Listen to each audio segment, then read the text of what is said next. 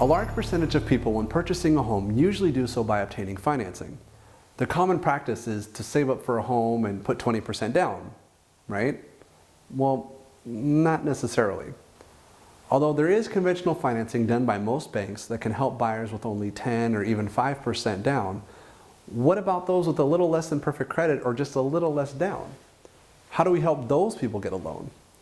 That is where most buyers turn to the Federal Housing Administration, or FHA. Firstly, FHA is not a bank. It is more like an insurance for the banks. This is the simplified way that it works. Some buyers aren't perfect in a conventional bank's eyes. Sometimes they don't have perfect credit, sometimes their employment history isn't perfect, and sometimes they simply just don't have 5 or 10% down to put on a house. When this is the case, the person doing your loan will usually see if you are FHA qualified. FHA has their own set of rules.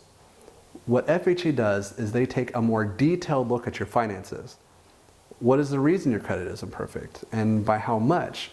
How do you pay for your bills currently, and how can you in the future pay your bills when you have a home?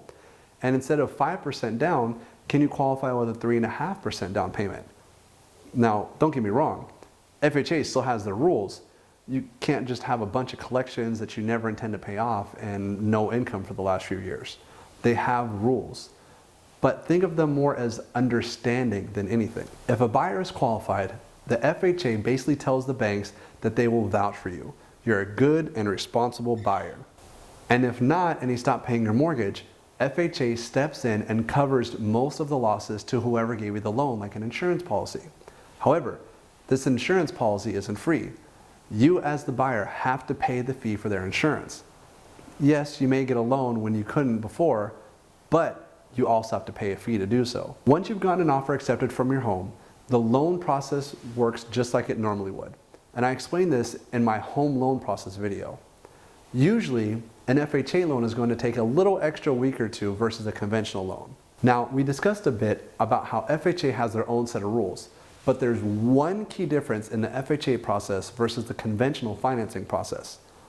Let's say you're looking at homes and you see a great one that has a ton of potential. The kitchen cabinets and countertops are missing, but you have a friend who owes you a favor and they can help you with it. The heater, geez, the heater doesn't work, but that's okay because your uncle works for HVAC company and he can get you a great deal. And yes, there's the other stuff that may need some semi or major repair, but besides all that, this price is a bargain for this house. Now, depending on the severity of some of those items, you may still be able to get conventional financing.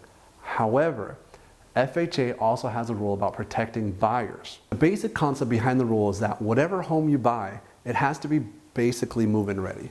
Working heater, working kitchen, and appliances like a refrigerator and a stove, and at least one fully functioning bathroom. There basically can't be any major problems such as a missing heater or a giant crack from a foundation issue. FHA presumes that most buyers aren't in the home building business, that buyers may be taxi drivers or salespeople or teachers. Knowing how to fix a home just isn't in your background.